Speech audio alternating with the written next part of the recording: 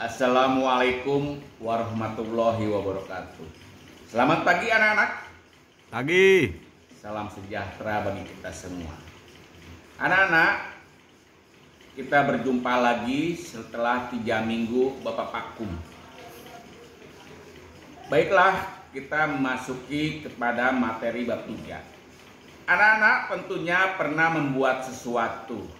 Apakah itu makanan, apakah itu permainan, apakah itu cara mengerjakan sesuatu.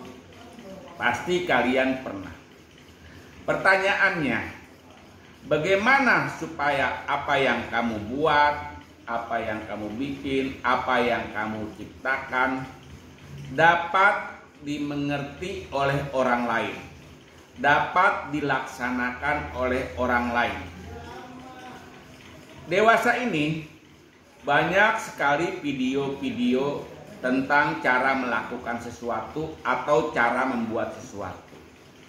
Tapi di dalam bahasa Indonesia kita cukup hanya bisa menuliskan apa yang kita ciptakan, apa yang kita buat, apa yang kita mainkan agar orang lain ikut atau bisa melaksanakan apa yang kalian kerjakan. Tentunya dengan cara menggunakan teks prosedur. Di bab 3 ini kita akan membahas tentang teks prosedur. Teks prosedur. Baiklah anak-anak, belum? Apa itu teks prosedur? Berdasarkan tujuannya, teks prosedur adalah kamu ingin agar si pembaca, agar si pendengar dapat melaksanakan apa yang kamu kerjakan, dapat membuat apa yang telah kamu buat. Demikian pengertian teks prosedur adalah sebagai berikut. Pengertian teks prosedur adalah teks yang berisi cara. Berarti harus ada caranya, harus ada langkah-langkahnya. Kemudian tujuan, harus ada tujuannya. Yang membuat atau melakukan sesuatu hal dengan langkah demi langkah. Langkah demi langkah ini adalah secara berurutan, tidak boleh terbalik. Secara berurutan dan sistematis. Sistematis itu antara langkah yang satu dengan langkah yang kedua saling berhubungan. Yang tepat secara berurutan sehingga menghasilkan tujuan yang diinginkan. Tujuannya adalah agar si pembaca, agar orang lain, agar si pendengar dapat membuat apa yang kalian buat. Lanjut. Adapun tujuan teks prosedur adalah untuk menunjukkan atau menjelaskan bagaimana mengerjakan sesuatu dengan langkah-langkah yang urut. Ingat ya, langkah-langkahnya harus secara berurutan dan memudahkan pembaca maupun pendengar agar dapat mengikuti langkah atau perintah dari isi teks yang tujuan akhirnya bisa disesuaikan dengan keinginan pembaca maupun pendengar. Lanjut. Selanjutnya adalah ciri-ciri teks prosedur. 1. Berisikan langkah-langkah. Langkah-langkahnya harus ada 1, 2, dan berurutan, tidak boleh terbalik urutannya. Serta sistematis, harus berhubungan. Kenapa harus berurutan? Karena kalau tidak berurutan, misalnya sebagai contoh, kamu ingin membuat layang-layang, kamu sudah bisa mengerjakan layang-layang. Tapi caranya kamu terbalik. Misalnya, sebelum rangka itu disatukan dengan benang, kamu langsung menempelkannya ke kertas atau plastik. Tidak berurutan. Maka jadi tidak itu layangan? Tidak. Tentunya tidak jadi ya anak-anak. Yang kedua adalah bersifat objektif. Yang dimaksud dengan bersifat objektif adalah apa adanya. Apa yang kamu kerjakan harus sesuai dengan apa yang kamu tulis di dalam langkah-langkah tersebut. Harus bersifat objektif, bukan subjektif bagaimana enaknya kamu, bukan. Tetapi harus objektif sesuai dengan fakta yang ada. Yang ketiga, dijelaskan secara detail.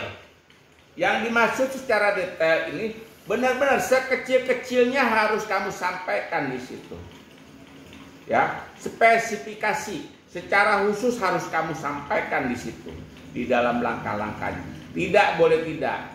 Kenapa? Karena kalau ada satu saja yang tidak kamu kerjakan di situ, kamu tidak tulis di situ, maka si pembaca atau si pendengar akan salah mengerjakannya. Yang keempat, bersifat aktual dan akurat.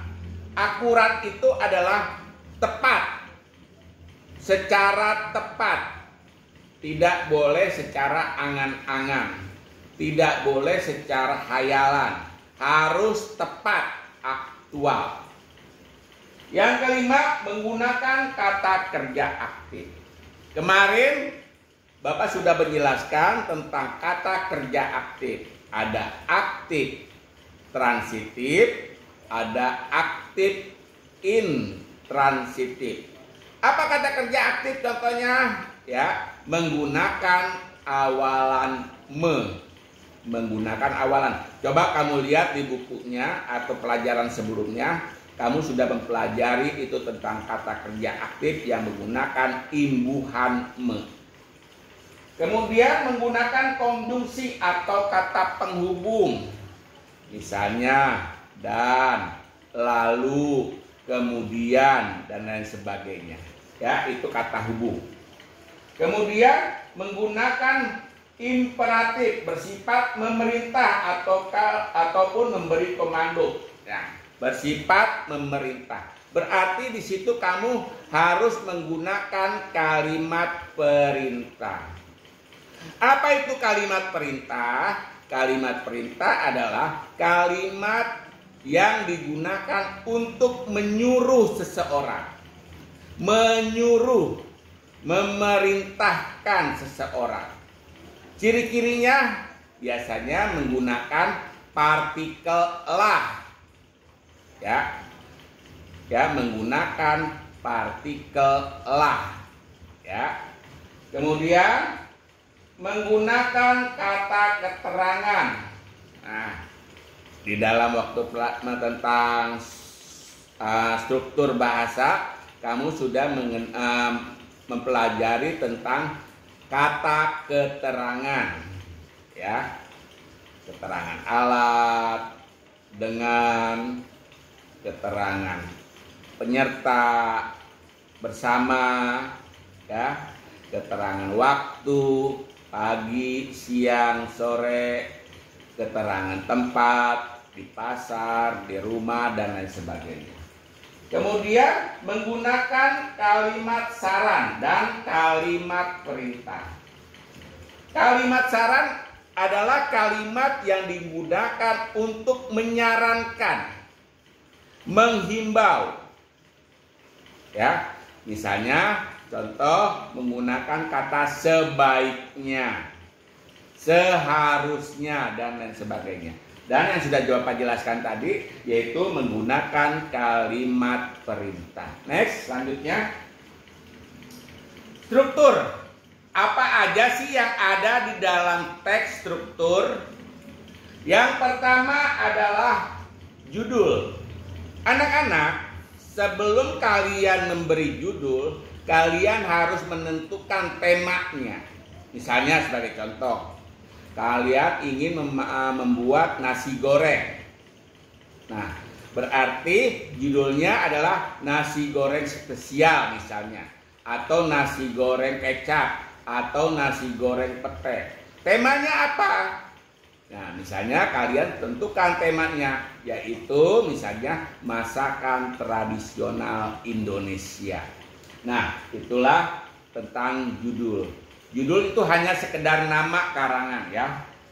Lanjut, yang kedua adalah kalimat pengantar. Nah, biasanya itu bukan kalimat ya, tetapi paragraf pengantar. Berisi apa saja? Ya, satu, latar belakang. Misalnya temanya makanan tradisional. Judulnya misalnya nasi goreng pete.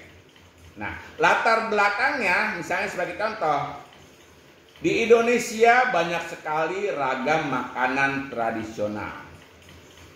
Ada dari Kalimantan Barat, ada dari Jawa, ada dari Sunda, ada dari Sulawesi, ada dari Maluku, dan lain sebagainya. Nah, berdasarkan hal tersebut, kami ingin menciptakan atau menambah wawasan makanan tradisional di Indonesia. Kami mencoba di sini yaitu masakan nasi goreng pete misalnya.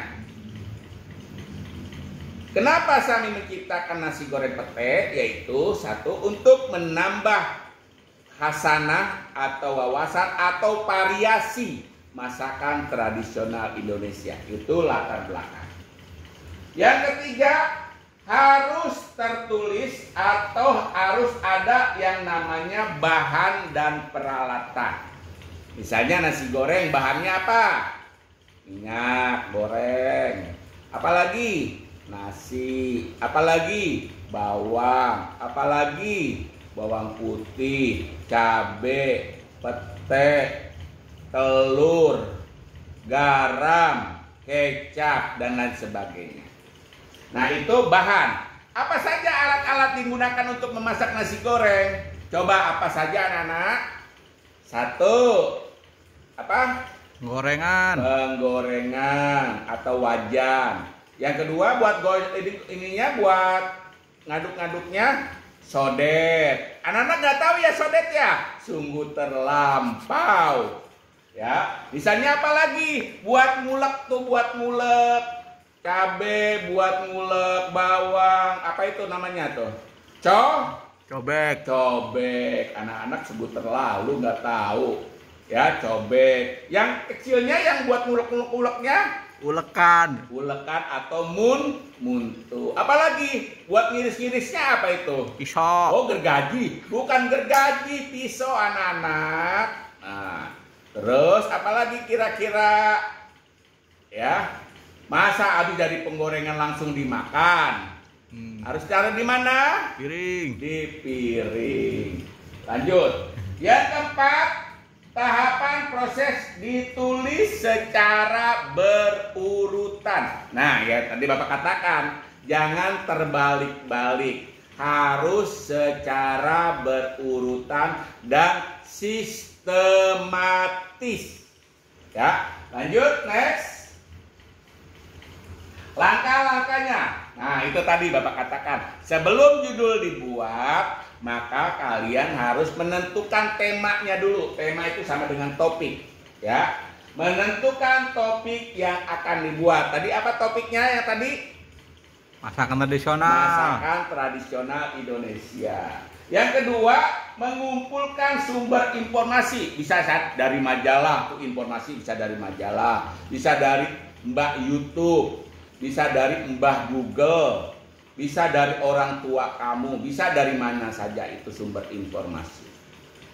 Yang ketiga, mengembangkan informasi yang telah didapat dan memikirkan langkah-langkahnya. Nah, untuk yang nomor 3 ini, bagaimana supaya kamu bisa membuatnya? Ayo, bagaimana? Dipraktekin dulu. Dicoba terlebih dahulu dengan cara dipraktekkan. Kenapa harus dicoba dulu? Karena kalau tidak dicoba dulu, nanti masakannya barangkali tidak enak, barangkali di situ hambar rasanya, barangkali rasanya tidak karuan. Kalau udah langsung di-share ke teman-teman atau ke si pembaca, kamu akan dimaki-maki oleh si pembaca. Ya, jadi harus dicoba dulu sebelum dipamerkan atau sebelum di-share. Jangan belum dicoba udah di-share, bisa ditampolin orang se-RW kamu. Kemudian, nah setelah jadi dan sudah kamu coba rasanya enak, tentunya ada rasa bangga. Oh, ini hasil karyaku. Kamu akan sebarkan ke orang lain. Kamu akan sampaikan ke orang lain. Oh, saya dapat masakan yang enak nih, hasil buatan sendiri. Kalian mau tahu nggak? Kalian mau coba nggak? Ini cara-caranya. Barulah ditentukan judulnya. Paham sampai sini anak-anak? Insya Allah. Lanjut. Yang kelima, menyusun teks prosedur secara utuh. Jadi sebelum di-share ke teman-teman atau ke si pembaca atau si pendengar, kamu menyusun terlebih dahulu teks prosedurnya itu. Dari latar belakang, dari tujuan, dari tema dulu, kemudian latar belakang, tujuan, alat dan bahan, kemudian cara kerjanya, cara menghidangkannya, baru itu namanya tersusun secara utuh. Lanjut. Nih contohnya, cara membuat telur ceplok. Ada yang bisa cara membuat telur ceplok anak-anak? Nggak bisa, kebangetan kalian. Kebangetan kalau nggak bisa telur ceplok, ya. Nah ini latar belakang. Telur ceplok atau telur mata sapi adalah makanan favorit banyak orang. Disebut telur mata sapi karena bentuknya seperti mata dengan kuning telurnya masih utuh di tengah. Biasanya banyak yang pecah tuh kalau kalian buat tuh, nggak utuh di tengah-tengahnya. Beginilah cara sederhana membuat telur ceplok di rumah sendiri. Jangan ngandelin orang tua kalau mulai dari sekarang, ya. 1. Alat dan bahan. Nah, alat dan bahan ini bisa kamu variasiin, ya. Misalnya telur, minyak, penggorengan atau wajan. Nah, kalau misalnya kamu telur mata sapi variasi, misalnya dengan variasi keju, berarti bahannya harus ditambah Keju. Apa ada lagi misalnya telur mata sapi ditambah gorengan lalat, berarti bahannya Lalat. Nah, cara kerjanya gitu. Panaskan minyak dalam, ini harus berurutan cara kerjanya ya. Panaskan minyak dalam penggorengan. Kenapa harus dipanaskan terlebih dahulu anak-anak? Ayo, kenapa? Nggak bisa jawab, sungguh terlampau. Kenapa harus dipanaskan? Karena kalau tidak dipanaskan nanti telurnya itu akan nempel di wajan. Ingat ya, jadi harus panas dahulu minyaknya. Yang kedua, pecahkan telur di atas penggorengan dan beri sedikit garam. Jangan pecahin telur di atas kepala, ya, tapi di atas penggorengan atau biasanya di sisi di bibir penggorengan tuh dipecahinnya. Atau misalnya kamu pegang telurnya, kamu getok pakai pisau atau kamu bacok pakai pisau, nanti pecah sendiri. Biasanya kalau masih belajar kemana-mana itu telurnya, ya. Yang ketiga, balik telur hingga kedua sisi matang dan siap dihidangkan. Untuk membalikkan telur, jangan sebelum matang bawahnya, jangan dibalik. Kenapa? Karena kalau dibalik nanti akan pecah, ya, karena masih lengket di wajannya. Jadi harus matang dulu sisi bawahnya, baru boleh dibalik atau minimal telur itu sudah mengambang. Lanjut. Nah, demikianlah anak-anak pelajaran hari ini. Nanti akan Bapak jelaskan cara-caranya, apa itu ciri-ciri kalimat perintah, apa itu ciri-ciri kalimat saran dan lain sebagainya, akan Bapak jelaskan di pertemuan berikutnya. Oh ya anak-anak, minggu depan kita ulangan bab 2 ya. Minggu depan kita ulangan bab 2. Ingat tuh di bukunya bab 2, kita ulangan bab 2. Ya, demikianlah anak-anak dari Bapak. Terima kasih. Wassalamualaikum Oh ya, maaf, sebentar. Tugasnya kalian mencatat ya apa yang sudah Bapak jelaskan. Kalian hanya mencatat, nggak usah dikirim ke Bapak ya, nggak usah dikirim ke Bapak, tapi hanya mencatat saja. Ya, demikianlah anak-anak. Terima kasih. Wassalamualaikum warahmatullahi wabarakatuh. Waalaikumsalam.